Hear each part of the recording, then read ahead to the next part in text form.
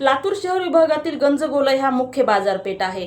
जे शेतकरी बांधव आहेत ते आपला भाजीपाला घेऊन रस्त्यावर विकण्यासाठी बसत असतात, पोटाची खळगी भरण्यासाठी। आणि त्यांनी रस्त्यावर जरी बसत असले तरी ठीक आहे, त्यांनी कायद्याने गुन्हा करत आहेत, कायदेशीर त्यांच्यावर कारवाई व्हायलाच पाहिजे। पण मनपा आयुक्तावर अगोदर कारवाई व्हायला पाहिजे आणि त्यांचे जे मनपा आयुक्ताचे कर्मचारी आहेत त्यांच्यावर सुद्धा कायदेशीर कारवाई व्हायला पाहिजे, त्यांना सजा मिळाली पाहिजे।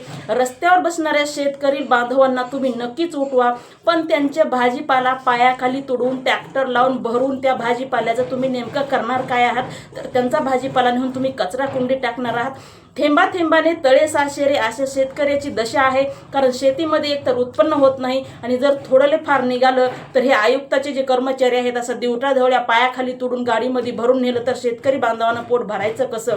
भले शेतकरी बांधव रस्त्यावर बसणं चुकीचं असेल, पण मनपा आयुक्तांना किंवा त्यांच्या कर्मचाऱ्यांना त्यांचा भाजीपाला तुडवण्याचा, गाडीमध्ये भरून नेण्याचा कुठलाही अधिकार नाही। म्हणून माझी लातूर शहरातील पोलीस प्रशासनाला विनंती आहे की महानगरपालिकेतील आयुक्तावर अगोदर कारवाई करावी, त्या कर्मचाऱ्यावर कारवाई करावी आणि जेही काल परवा गंजगोलाईमध्ये शेतकरी बांधवाचा भाजीपाल्याची नासधूस केली आहे ते तात्काळ त्यांची ती भाजीपाल्याचं जेही नाश केला आहे ते तात्काळ या शेतकऱ्यांना त्याची भरपाई करून देण्यात यावी। अगोदर मनपा आयुक्तांना अरेस्ट करावे।